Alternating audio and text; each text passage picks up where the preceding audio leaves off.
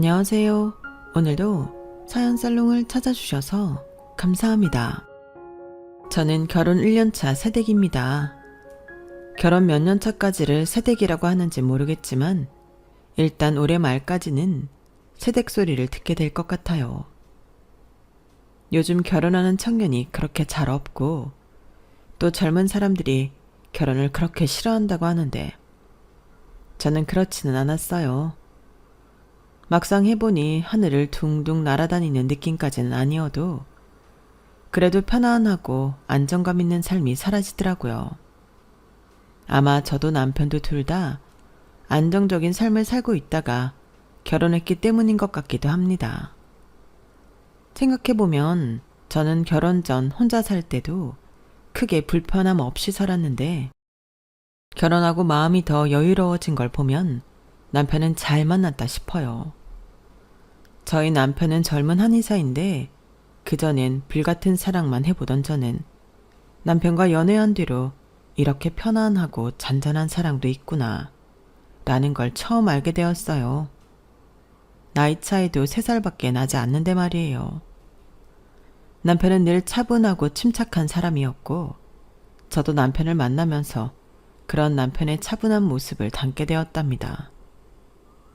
남들은 제가 한의사를 만난다고 하면 우와 하지만 저는 저희 아빠가 가정의학과 의사셨기 때문에 사실 크게 감흥은 없어요. 아빠도 남편도 동네 아이들과 어르신 장사가 메인이고 수입도 평균보다 조금 더 버는 정도니까요. 그리고 저희 가족 그리고 남편은 먹는 것도 입는 것도 크게 사치를 부리진 않아서 큰 이벤트도 없이 평화롭게 지난 1년 남짓을 지낼 수 있었죠. 하지만 이런 평화가 그냥 공짜로 얻어진 것은 아닙니다. 놀랍게도 저는 요즘 같은 생활을 얻기까지 몇 번이나 전쟁 같은 일들을 마주해야 했고 사실 지금의 평화도 영원한이란 보장은 없어요. 그래서 더 소중한 걸지도 모르겠네요. 저희 가족들의 평화를 위협하는 존재가 늘 코앞에 있기 때문인데요. 그건 바로 저희 시댁 집안 최고의 애물단지인 시누이랍니다. 시누이는 남편과는 14살 차이 나는 돌싱으로 내년에 중학교에 올라가는 딸내미를 혼자 키우고 있어요. 요즘 시대에 이혼 따위야 흠도 아니지만 시누이를 보면 왜 전 남편이 이혼을 했는지 너무나 알 것 같았어요. 시누이의 개념 없고 뻔뻔한 언행에 두 손 두 발 다 들고 도망을 간 게 뻔했죠. 시누이는 입만 열면 자신이 세상에서 가장 고생을 많이 하고 가장 상처를 많이 받은 피해자라는 양 이야기를 하고 다녔거든요. 상대가 누구든 무조건 자신이 피해를 많이 봤다는 걸 강조했죠. 그리고 그 진상짓을 가족들에게 제일 많이, 제일 심하게 저지르는 것 같았고요. 게다가 시간과 장소, 같이 있는 외부인은 전혀 상관하지 않고 그야말로 본인이 내킬 때마다 가정사를 들먹이며 가족들 흉을 봤어요. 교양도 개념도 없는 시누이의 가장 큰 희생자는 바로 시어머니였죠. 내가 15살 그 어린 나이부터 쟤를 업어 키우느라 키도 못 크고 허리도 삐뚤어진 거야. 한참 공부할 나이에 공부도 못하고 애만 봤다니까? 그래 알았어 누나. 고마운데 상 차리는 거 안 도와줄 거면 좀 비킬래? 전 남편 그 개자식이 결혼하기 전에는 아주 하늘의 별이라도 떠다 줄 것처럼 굴더니 말이야. 결혼하자마자 어쩜 그렇게 돌변했는지 몰라. 남자란 것들은 하여간 믿을 수 없는 종족들이야. 딸, 너도 남자들이 하는 말 다 고지고대로 믿지 말어. 다 너 어떻게 해보려고 하는 거니까. 애한테 벌써부터 좋은 거 가르친다. 어이구, 창신이 말 못 들었어? 좀 나와. 거들 거 아니면. 엄마가 나한테 큰 소리 치면 안 되지. 이게 다 엄마 때문인데. 어? 엄마가 다른 남자랑 바람나서 이런 콩가루 집안에서 나를 자라게 해놓고 말이야. 내가 원래 우리 아빠 있을 때는 공부도 잘하고 얼굴도. 엄마 들어와. 우리는 방에서 먹자. 빨리 들어와. 그래, 얼굴 보고 인사했으면 넌 이제 소민이랑 들어가라. 소민이 엄마랑 얼른 들어가 있어. 처음 시댁에 인사드리러 갔을 때도 손님인 제가 민망할 정도로 자기 인생 하소연을 그렇게 하더라고요. 오죽하면 조카가 눈치를 다 보고 제 엄마를 방으로 끌고 갔을 정도였죠. 사실 저희가 결혼을 약속하기 전부터 남편에게 신우이에 대한 이야기는 이미 여러 번 듣기는 했지만 실제로 보니 상상했던 것보다 더 비상식적인 인간 같았어요. 신우이가 제 딸과 함께 방으로 들어가고 나서야 시어머니는 저에게 못 볼 꼴을 보여 미안하다며 멋쩍게 사과를 하셨고, 그날은 저희 셋만 거실에서 식사를 하면서 이야기를 나눴어요. 시어머니는 저희 결혼에 대해 아무런 조건이 없으니 능력 되는 대로 지원해 주겠으니 명절에 시댁에 찾아올 필요도 없고 평소에도 굳이 자주 연락할 거 없다며 먼저 선을 딱 그으셨죠. 제가 다 어안이 벙벙할 정도로요. 꿈속에서 작은 금가락지 하나만 제게 넘기시면서 예단도 필요 없다고 하셨습니다. 이게 내가 당신의 애비랑 결혼할 때 맞췄던 반지다. 예물로 주기엔 영 시원치가 않지? 아니에요, 어머님. 요즘 금이 얼마나 귀한데요. 저희도 약소하게라도. 아니야. 그런 것 하나도 필요 없다. 어차피 아들이나 딸이나 결혼하고 출가 외이는 건 똑같아. 나야 결혼을 2번이나 했으니 다 낡은 가락지 주는 거야 일도 아니지만 이제 막 시작하는 세댁한테 뭘 또 받니? 별것 아니니 이것만 받고 예물 예단 전부 끝이야 끝. 이런 거 저런 거 할 돈 있으면 너희 신혼집에나 더 쓰렴. 시어머니는 그렇게 두 손을 휘휘 저으며 서로 주고받는 선물을 여기서 끝내자셨고 자리도 빨리 끝내셨어요. 너무 완강하게 말씀하시니 그래도 눈칫껏 작은 거라도 해드려야 하나 싶었던 마음도 사라졌죠. 오히려 더 불편해하실 것 같다는 생각이 들었거든요. 남편 역시 시어머니가 진심이니 정말로 아무것도 하지 말라며 말려서 저는 결국 정말 아무것도 해드리지 않았어요. 상견례 때도 저희 부모님과 시어머니는 그렇게 합의를 보셨고요. 시어머니는 요즘 세대들은 부모가 개입을 최소로 해야 한다는 주장이셨는데 살펴보면 당신이 더 남의 개입을 싫어하시는 듯 했죠. 아니, 애초에 가정에 그다지 관심이 없으신 것 같았어요. 집에만 있기보다는 애인분이랑 나가서 노는 걸 더 좋아하셨거든요. 저는 그 연세에도 이성교제를 그렇게 활발히 할 수 있다는 걸 시어머니를 보고 처음 알았습니다. 물론 제가 그걸 이상한 편견 어린 시선으로 본 건 아니에요. 그 연세에 배우자가 없으면 이성교제를 하는 게 오히려 좋다고 생각합니다. 서로 애정을 주고받는 일은 남녀노소를 불문하고 필요하다고 생각하거든요. 그리고 그런 시어머니가 있는 시댁이라면 시집갈 집으로도 나쁘지 않다는 생각이었어요. 솔직히 시어머니가 그렇게 가정에 매여있지도 않으시고 쿨하신데 고부 갈등이 생길 일이 있나요? 제사를 지내는 것도 아니고 효도를 강요하는 것도 아닌데요. 게다가 시어머니는 만날 때마다 저에게 선물을 꼭 한 꾸러미씩 주곤 하셨어요. 아가, 너 드레스 오프숄더라고 했지? 네, 어머님. 자, 이거랑 이거 가져가거라. 네? 어머님, 이게 뭐예요? 목주름 관리하는 거야. 그리고 이거는 미백 크림이다. 이번에 우리 그이가 백화점에서 사준 건데 몇 개 샀으니 이거는 네가 쓰거라. 여기 이것도. 세상에, 이거 다 설화수잖아요, 어머님. 어차피 너무 많아도 유통기한 내에 못 써. 너도 식 올리기 전에 관리해야지. 감사해요, 어머님. 나 때야 신부가 이렇게 예쁘게 꾸미는 거 제대로 하지도 못하게 했지만 요즘은 아니잖니. 이때 아니면 언제 또 이렇게 꾸미겠어. 액세서리 같은 거 고를 때도 금액 신경 쓰지 말고 너 하고 싶은 거 해라. 시어머니는 쿨하신 듯 하면서도 또 섬세하게 절 챙겨주셨습니다. 나중에 알게 된 거지만 시어머니는 가정에 관심이 없는 듯 하면서도 정은 참 많은 분이셨어요. 일부러 말을 짧게 하시고 웬만하면 거리감을 유지하려고 하셨지만 그게 다 마음으로는 저를 살뜰하게 생각해 주셔서 그런 거라는 게 다 느껴질 정도였죠. 그러다 보니 사실 전 그런 시어머니가 너무나 좋았어요. 참 좋은 집에 시집을 가는구나 싶었죠. 하지만 제가 간과했던 것이 있었는데 그건 바로 시누이의 존재였어요. 처음 시댁 인사드리러 갔을 때도 잠깐 차 마실 때만 보고 이후로는 상견례 때도 보지 않았으니 시누이라는 존재가 저에게 영향을 끼쳐봤자 얼마나 끼치겠냐는 아니란 생각을 했던 거죠. 그리고 시누이가 어느 정도까지 제정신이 아닌지도 잘 몰랐고요.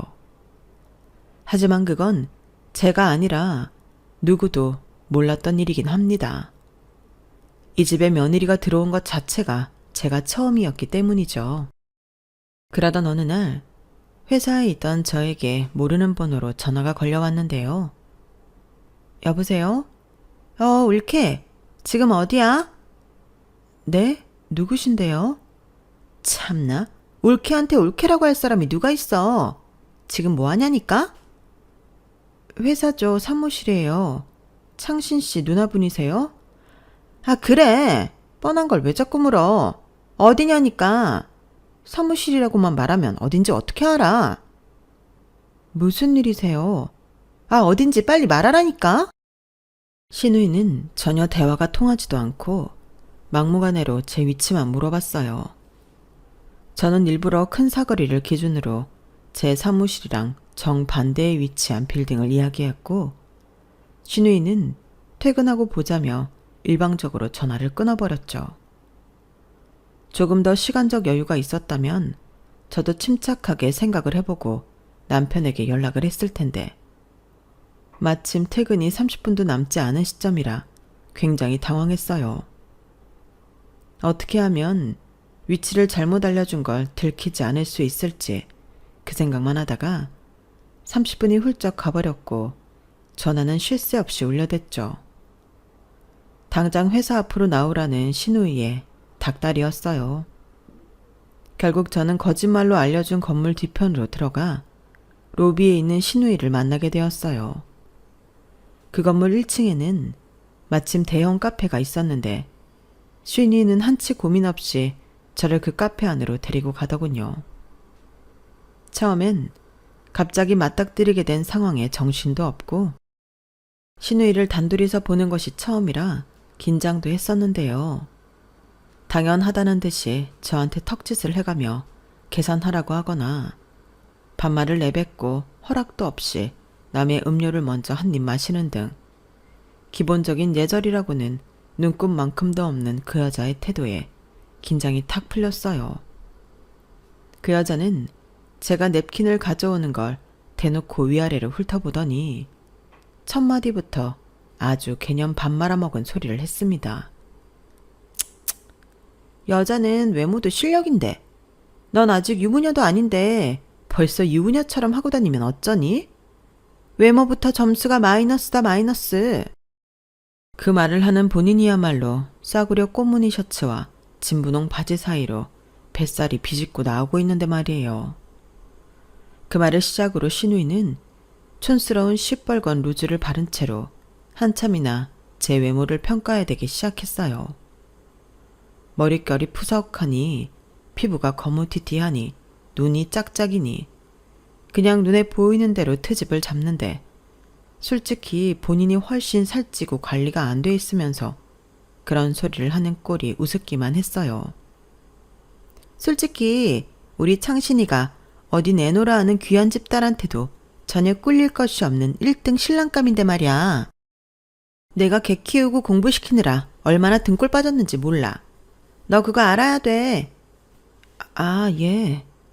근데 넌 이렇게 기본적인 치장 하나도 없이 길바닥에 다니고 말이야.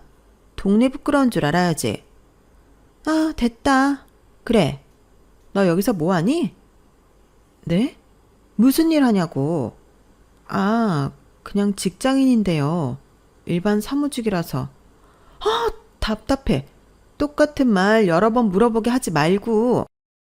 너는 네가 무슨 일 하는지도 모르니? 그러면서 의사 사모님씩이나 되려고 해? 엔터 회사 다니고요. 마케팅 쪽 일하고 있어요. 엔터? 엔터? 무슨 엔터? 그런 거면 뭐 유명한 연예인이라도 있고 뭐 그런 거 아니야? 무슨 엔터인데? 빨리 말해봐. 신우이는 그 사람들 많은 데서 야단 법석을 떨며 절 추궁했고 전 어쩔 수 없이 회사 이름을 대하했어요. 신우이는 회사 이름을 듣자마자 눈이 왕방울마랑에 커지며 어머, 어머, 어머를 연발했죠. 너무 창피해서 그대로 뛰쳐나가고 싶을 정도로 호들갑을 떨어대면서 말이에요. 우리 딸내미가 좋아하는 아이돌 있는 회사잖아. 그럼 너 맨날 그 아이돌 보겠다? 근데 그 엔터 회사는 이 건물이 아니지 않아? 아니요, 그렇진 않아요. 일반 직원이 소속 연예인을 볼 기회는 거의 없거든요. 그래서 건물도 다른 거예요. 전 여기서 일하면서 한 번도 연예인 본 적 없어요. 그치만 노력하면 볼 수는 있잖아. 직원인데. 일반인이랑 어디 갔니? 그러지 말고 우리 애가 좋아한다는 멤버 사인이라도 좀 받아와라. 아니다. 우리 애를 데리고 여기로 다시 올 테니까 사진 한 번만 찍게 해줘. 안 돼요. 회사 안에서도 그런 일 했다가 걸리면 저 엄청 혼나거나 쫓겨나요. 절대 안 돼요.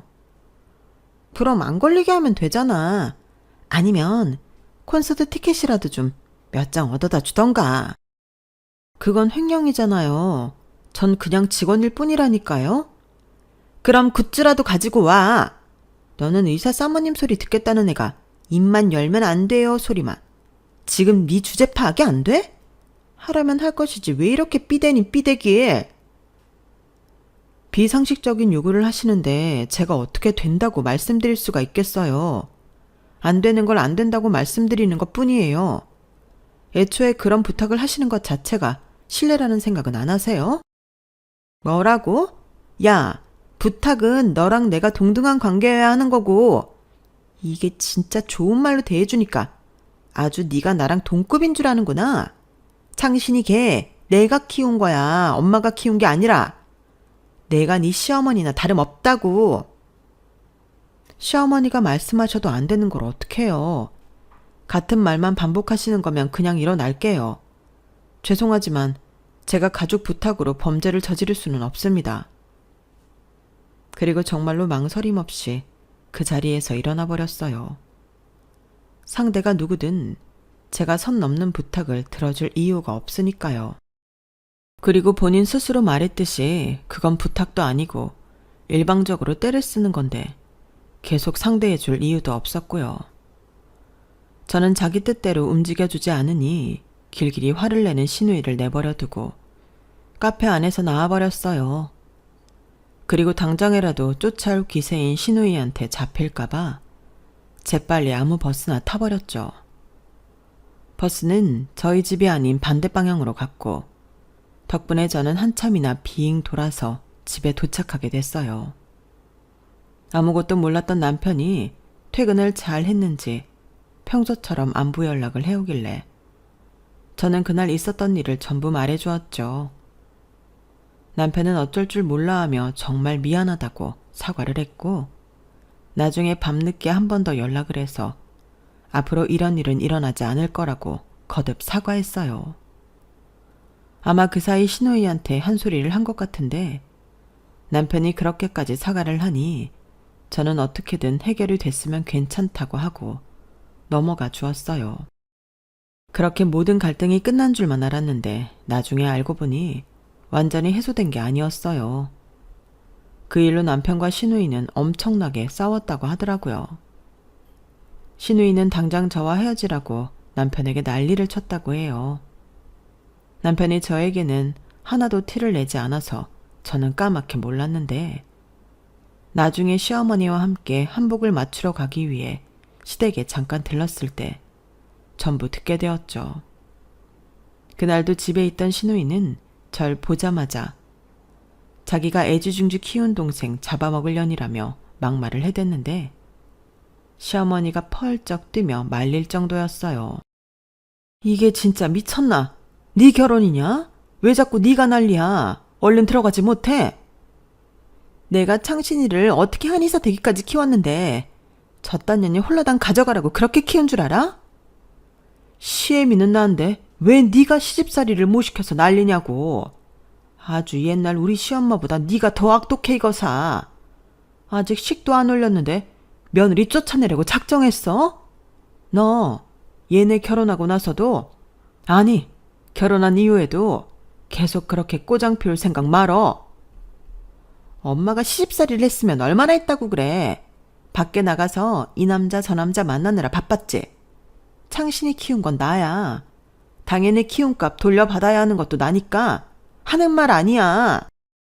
시누이는 시어머니한테 억하심정이 쌓인 듯 악을 써댔는데 그 내용이 가관이었어요.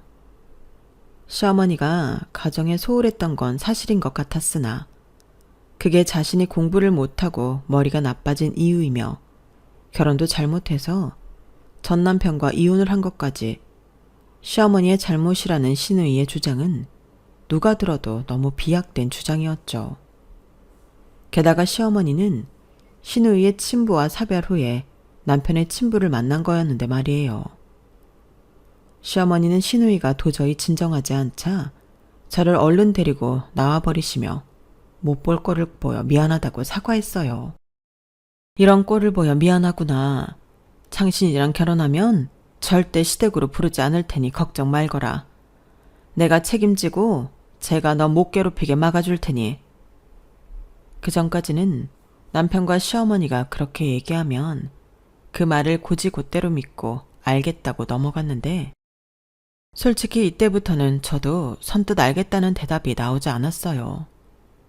이 결혼을 다시 생각해봐야 하나 싶은 생각이 들기 시작했거든요.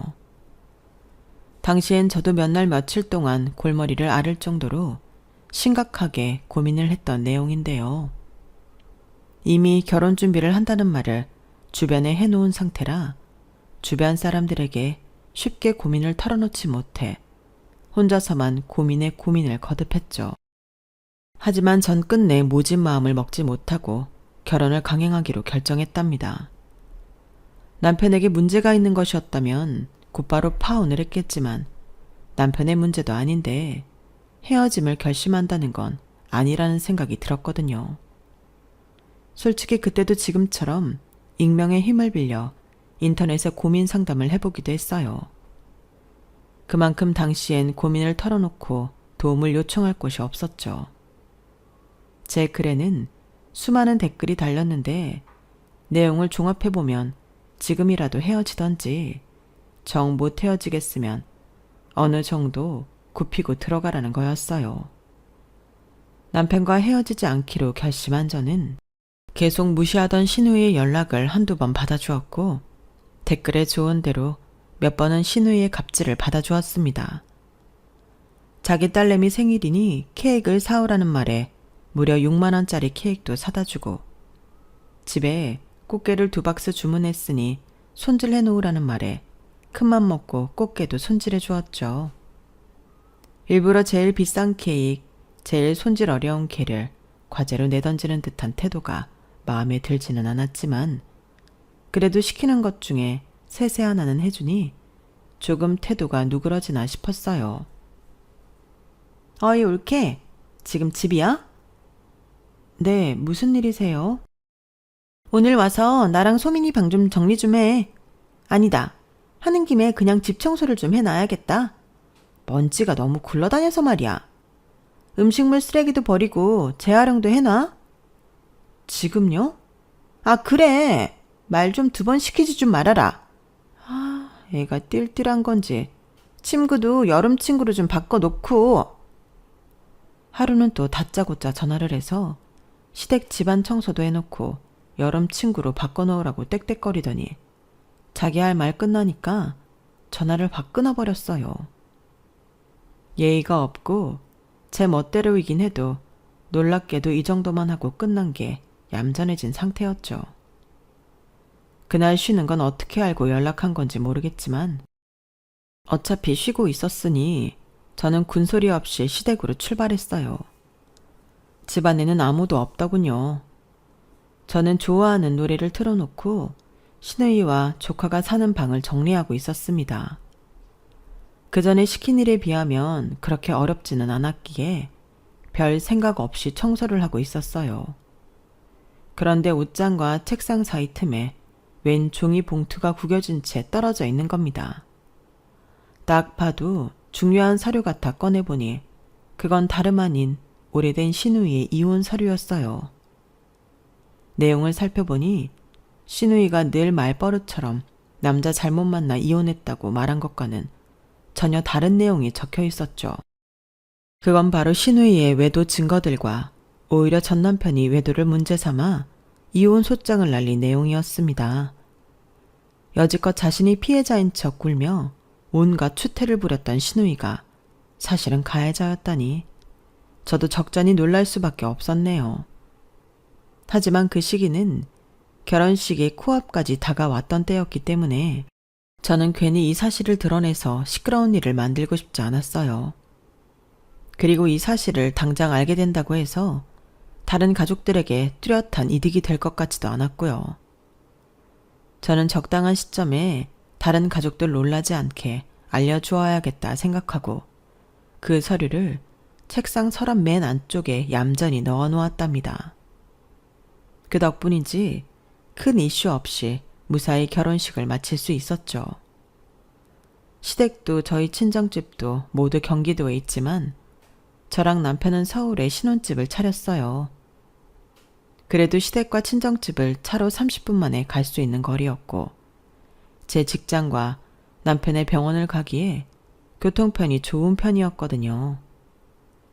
동네 자체가 교통편이 좋은 곳이다 보니 처음부터 그 지역에서 집을 구하기로 한 것이었죠. 지역을 정해놓고 집을 구하다 보니 신혼집에 들어갈 날짜와 제가 자취하던 집의 계약 종료 시기가 딱 맞아 떨어지지가 않게 되더라고요. 애매하게 시 끝나고 한 달 뒤에나 신혼집에 들어가게 되었어요. 그래서 저희 부부는 일단 급한 대로 안방만 전부 청소하고 기본적인 세팅을 끝낸 뒤 이후에 짐 정리와 인테리어는 천천히 해나가기로 했습니다. 당장은 직장 생활을 해야 하니 주말마다 조금씩 정리를 하기로 했어요. 주변 가족들과 친구들에게도 상황이 이러해서 집들이까지는 시간이 좀 걸릴 것 같다고 미리 얘기도 해놓았고요. 그런데 그렇게 정신없던 기간에 아주 기가 막히는 사건이 벌어지게 되었어요. 신혼집에 들어간 지 약 한 달 반 정도 지났을 무렵 어느 금요일 저녁이었죠. 남편은 퇴근 후에 테니스 동호회에서 모임이 있어서 바로 집에 오지 않았고 저만 정시에 퇴근해서 집에 들어왔는데요. 분명 아무도 없이 컴컴해야 할 집에 불이 훤하게 커져 있고 신발장에는 낯선 신발들이 있는 거예요. 순간 집을 잘못 찾아왔나 싶을 정도로 분위기 자체가 달라져 있었죠. 조심스럽게 집 안으로 들어가 보니 주방에서 신우이가 본인 딸이랑 짜장면과 짬뽕을 먹고 있더군요. 그 와중에 거실에는 제가 보는 캐리어나 백팩 등 짐 4개가 나뒹굴고 있었어요. 저는 어리 빠진 목소리로 물었죠. 이게 다 뭐예요? 여긴 대체 어떻게 들어오셨어요? 엄마가 반찬 가져가 주라고 해서 들렀지. 집 좋다야. 군만두를 집어먹던 조카는 제가 입을 열자 실거머니 식탁에서 일어나서 현관문 쪽으로 갔어요. 그걸 보고 신우이는 밥 먹다 말고 어딜 가냐며 온 집안이 쩌렁쩌렁 울릴 정도로 소리를 지르고는 다시 우적우적 짬뽕을 먹었죠. 반찬은 반찬이고 그럼 이 짐들은 다 뭐예요? 전 아무 연락을 받은 게 없는데 남의 집에서 지금 이게 뭐 하시는 거냐고요? 남의 집이라니? 창신이 집이 왜 남의 집이야? 얘기했잖아. 반찬 가져다 주러 온 거라고. 그래서 창신이도 비번을 알려준 거고. 근데 너희는 왜 맨날 이런 중요한 얘기는 나만 쏙 빼놓고 하니? 이런 좋은 동네로 이사를 했으면 나한테 진작 말을 했어야 할 거 아냐. 반찬 가져다 주신 건 감사해요. 식사 끝나셨으면 이제 돌아가세요. 너희 저기 작은 방 하나는 비는 것 같더라. 저희 비는 방 없는데요. 그리고 그건 저희가 알아서 할 테니까. 뭘 안 비어. 내가 다 봤는데. 우리 딸내미 지내기 딱 좋은 방이 있더구만. 저 작은 방 우리 소민이 좀 줘. 너무 당당하고 뻔뻔하게 말을 하니 전 순간 기가 차서 할 말이 없어졌어요. 목구멍이 턱 막히더군요. 제가 말이 없으니 신우이는 더 당당하게 개소리를 줄줄 늘어놓았죠. 여기가 학군이 좋잖아. 우리 딸이 갈 만한 명문대도 많지만 쟤도 창신이처럼 명문대 가고 성공하려면 미리 이런 지역에서 사는 게 맞아. 너 신혼집 잘 구했어. 그건 칭찬해. 애 등교하려면 적어도 7시에는 아침 먹여야 하니까 시간 맞춰서 밥상 차리고, 응? 한 12첩? 그 정도는 해야 애가 영양소 골고루 먹고 내가 잘 돌아갈 거 아니야. 용돈은 달에 200만 줘. 쟤랑 나랑 합쳐서 200이니까 이것도 나쁘진 않지? 어차피 난 여기 자주 오는 것도 아니니까. 대신 우리 딸 영어가 좀 약하거든? 니네가 잘 알아보고 괜찮은 학원 하나만 좀 보내줘. 전학 소속 최대한 빨리 받긴 할 건데 그냥 다음 주부터 들어온다고 생각해. 애 적응하려면 주말마다 미리 보내는 게 나을 것 같으니까. 그때 깨달은 건 제가 결혼 전에 몇 번 져준 게 신우이를 잠재운 게 아니라 오히려 더 기고만장하게 만들어버렸다는 거였어요. 제 실수였고 지금이라도 바로 잡아야겠다는 생각이 들었죠. 하지만 새 식탁에 퍼즐로 앉아서 이미 저희 신혼집을 제 집인 양 편안하게 생각하는 신우이를 보니 화가 머리끝까지 나면서도 적당히 말해서는 물러나지 않을 것 같은 불안한 마음도 들었어요. 그래서 저도 모르게 말이 세게 나가게 되었죠. 지금 그게 다 무슨 소리예요? 저희가 왜 소민이를 키워요? 그리고 그런 부탁을 하실 거면 200은 아가씨가 저희한테 주셔야죠. 얘 봐라. 야, 그럼 내가 딸내미 여태 키우고 네 남편도 키우고 그리고 너한테 용돈까지 줘야 한다는 거야? 당연히 너희도 너희 몫을 분담해야 할 거 아냐. 그게 왜 우리 몫이냐고요. 저희도 집 정리하고 생활 안정화되면 아예 계획 세울 거예요. 아가씨야말로 억지 부리지 말고 책임감 있게 부모 노릇부터 하세요. 이게 어디서 버르장머리 없이. 야, 네가 뭔데 부모 노릇 운운하면서 나를 가르치려 들어. 니네 부모가 너 그따위로 가르쳤어? 새파랗게 어린 게 아주 어른 말에 따박따박 말대꾸나 하고 시끄럽고 하라면 해. 저희 부모님을 언급하며 욕을 하는 신우이에게 저도 그 순간부터는 뇌의 필터를 거치지 않고 말을 했습니다. 개소리하지 말고 당장 짐 챙기고 소민이 챙기고 나가세요. 먹은 거 치우시고요. 30분 안에 나가세요. 안 그러면 진짜 평생 가족들한테 찍소리도 못 내고 살게 하는 수가 있어요. 뭐? 야, 너 지금 뭐라고 했어? 뭐 개소리? 개소리? 그게 지금 신우이한테 할 소리야? 말씀드렸어요. 30분이라고요. 진짜 그 안에 안 나가시면 각오하세요. 30분이고 나발이고 너 진짜 안 되겠구나. 버르장머리를 고쳐놔야. 신우이는 입에 있던 짬뽕을 잔뜩 튀기면서 저한테 달려들었어요. 제 머리채를 잡으려고 한 것 같았죠. 그런데 제가 신우이보다 키가 6cm 정도가 크다 보니 제가 더 빠르게 신우이의 머리채를 잡을 수 있었어요. 저는 반사적으로 신우이의 머리채를 한번 확 잡아당겼다가 왼쪽으로 내팽겨 쳐버렸습니다. 신우이는 아무 힘도 쓰지 못하고 그대로 발라당 자빠졌죠. 아무리 그래도 무력을 쓰려고 했더니 그 순간 저는 어마어마하게 화가 났어요. 그래서 신우이 말대로 30분이고 나발이고 그 자리에서 남편에게도 시어머니께도 연락해서 집으로 와달라고 했어요. 지금 신우이가 신혼집에 들어와서 난동을 피우고 있다고. 제가 정말 참다 도저히 안 되겠어서 한 말씀 드릴 내용이 있다고요. 남편과 시어머니는 제 연락을 받고 너무 놀라서 곧바로 집으로 왔어요. 그때까지 신우이는 제가 본인을 때렸다고 거실 바닥에서 소리를 지르고 울고 난리를 피우고 있었답니다. 집 안에 들어오자마자 그걸 본 시어머니는 두 눈을 질끈 감아버릴 정도였죠. 남편은 신우이를 보자마자 무섭게 표정이 굳은 채로 억지로 신우이를 일으켜 세웠습니다. 신우이가 가져온 짐을 다 현관쪽으로 던져버리면서 당장 나가라고 했죠. 하지만 신우이는 그런 남편에게 전혀 굴하지 않고 네가 어떻게 나한테 그럴 수가 있냐며 오히려 목에 핏대를 세우며 발악을 했어요. 상황이 저절로 정리가 되면 굳이 말을 꺼내지 않으려고 했지만 저는 끝내 입을 열 수밖에 없었습니다. 가족이 다 모였으니 제가 말씀드릴게요. 아가씨가 이혼당한 진짜 이유를요. 이혼을 당했다니? 그게 무슨 말이니? 그때까지도 악으시던 신우이는 제 말에 갑자기 난동 피우던 걸 뚝 멈추고 놀란 표정으로 절 돌아보았습니다.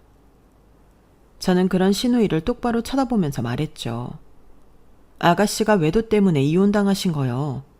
외도 증거도 수두룩하고 위자료 다 뜯겨서 돈도 집도 없으셔서 어머님 집에서 살게 된 거 말이에요. 그런 주제에 말끝마다 어머님께 막말하고 저한테도 오늘 와서 소민이를 키우라고 하더라고요. 학원도 알아서 보내고 다달이 200만 원씩 용돈도 주라고 하면서요. 제 말이 끝나자 집안에는 고요한 정적이 깔렸어요. 남편은 멍하니 절 보다가 믿을 수 없다는 표정으로 신우이를 노려보며 말했죠. 그래서 빚이 그렇게 많았던 거였어? 내가 그 억대 빚 다 갚아줬잖아. 누나가 매형한테 사기당했다며. 나보고 키워준 빚이 어쩌고 갚아라 하면서 정작 누나는 뒤에서 그러고 다녔던 거야? 야, 아니 그건 제 말을 믿어? 지금 내 말보다 전현 말을 더 믿는 거야? 아가씨, 방 책상 맨 밑 서랍에 있는 황토색 봉투 안에 보시면 이혼 소장도 외도 증거도 전부 있어요. 저한테 집 청소해 놓으라고 시키셔서 시킨 대로 하다 보니 그런 게 나오더라고요. 뭐? 누나, 내 와이프한테 뭘 시켰다고? 이게 다 엄마 때문이야. 내가 엄마한테 뭘 보고 배웠겠어. 엄마가 이 남자 저 남자. 야, 이 미친. 내가 네 아빠 죽고 재혼 좀 했기로써니 지금 네 나이가 몇 갠데 아직도 엄마 거리고 앉아있냐? 내가 그동안 너한테 속아서 해준 게 얼만데? 시어머니는 들고 계시던 핸드백으로 신우이를 사정없이 내리치며 울분을 토하셨어요. 그동안 신우이의 괴롭힘에 얼마나 마음고생을 하신 건지 저도 그때 처음으로 시어머니의 숨겨진 모습을 본 것 같네요. 시어머니는 입술까지 부들부들 떨리시면서 신우이에게 고함을 쳤습니다. 이 비겁한 년아. 내가 니네를 방치했어? 니네 먹여 살리겠다고 돈 좀 벌어보겠다고 나가 있을 때 지 동생 좀 돌본 게 그렇게 평생 우려먹을 일이냐고. 내가 너 성인이 된 이후에 준 돈이 몇 푼인데 네 딸내미 젖도 못 댔을 때부터 내가 혼자 다 키워놨잖아. 대체 뭐가 그렇게 불만이야? 뭐가 그렇게 성에 안 차서 너야말로 이 남자 저 남자 만나면서 더럽게 놀았냐고. 엄마도 그랬잖아. 허구한 날 밖에 나가서 이 남자 저 남자 만나는 걸. 그럼 내가 엄마한테 배우지 누구한테 배우겠어? 내가 언제 너처럼 더러운 외도를 했어 이거사.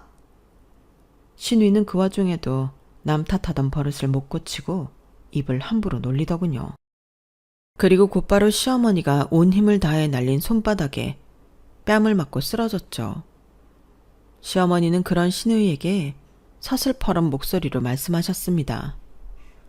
너는 오늘부터 내 딸도 아니고 우리 가족도 아니다. 알았어? 오냐 그래 짐 잘 쌌네. 이 짐 들고 그냥 그대로 나가. 앞으로 우리 가족 앞에 얼씬도 하지 말고 연락도 하지 마. 알겠어? 당장 나가라고. 신우이는 한쪽 뺨이 퉁퉁 붓고 머리가 산발이 된 채로 짐가방이랑 함께 쫓겨났어요. 남편은 아예 신우이를 끌고 가서 아파트 정문 밖으로 내쫓고 와버렸죠. 그 모습을 신우이의 딸이 현관 옆 작은 방 안에서 다 지켜보았으니 애 속이 어땠겠어요. 애가 무슨 죄가 있다고요. 제 마지막의 마지막 순간까지 신우이의 이혼 얘기를 망설였던 것도 다름 아닌 조카 때문이었거든요. 다행히 시어머니는 신우이만 내쫓고 조카는 계속해서 집에서 지내고 직접 돌봐주시겠다고 하셨어요. 그리고 나중에 알게 되었는데 어차피 조카의 학원비나 식비, 생활비는 전부 시어머니가 부담하고 있었기 때문에 전혀 타격을 받을 게 없다더군요. 오히려 신우이가 쫓겨나면서 입이 하나 줄어 이득이라고요. 성인이 되어서 최소한의 경제활동도 안 하고 기생충처럼 가족에게 들러붙어 있던 신우이를 완전히 쫓아낸 뒤 시어머니는 저에게 못난 꼴을 보여 너무 미안하다며 눈물을 뚝뚝 흘리셨죠. 남편 역시 저에게 사과를 했고 앞으로는 신우이를 볼 일도 없게 하겠다고 약속하셨어요. 저는 그 일이 있고 나서 한동안 신우이라는 게으르고 뻔뻔한 최소한의 양심도 없는 사람 때문에 어이없게 당하며 착취인 줄도 모르고 착취당했던 남편과 시어머니가 다시 보였어요. 너무 불쌍하게 보였죠. 시어머니가 가정에 관심이 없던 이유도 어느 정도 이해가 가기도 했고요. 평생 희생을 해도 딸에게 인정은커녕 비난만 듣는데 나 같아도 마음의 위안을 밖에서 찾았을 겁니다. 그날 이후로 신우이에 대한 소식은 거의 듣지 못했어요. 몇 번 시댁으로 몰래 들어오려다가 시어머니에게 구두주걱으로 흠씬 맞고 다시 쫓겨났다고 한 건 있었네 하며 시어머니가 들러주셨죠. 시어머니가 현관 비밀번호도 바꿔버리고 조카에게 핸드폰까지 새로 사주시면서 신우의 연락을 받지 말라고 하니 이제는 잘 찾아오지 않는다고 하더군요. 자기 애한테도 좋은 엄마가 아니었던 건지 조카는 오히려 이제서야 얼굴이 편안해졌고 실제로 전보다 잠도 잘 자고 잘 먹는다고 합니다. 남편과 저는 방해꾼이 사라지니 더없이 좋은 신혼생활을 하고 있어요. 이제는 신혼집 정리도 다 끝내고 저희의 취향을 담은 아늑한 우드톤의 집에서 소소한 행복을 나누며 살고 있어요. 그제서야 진정한 결혼 생활을 즐기게 되니까 전에 없던 마음의 안정을 갖게 되어 얼마나 편한지 모릅니다. 저희는 슬슬 2세 계획을 세우고 있는데 아무쪼록 예쁜 아기 천사가 찾아와 주었으면 하고 바랄 뿐이에요.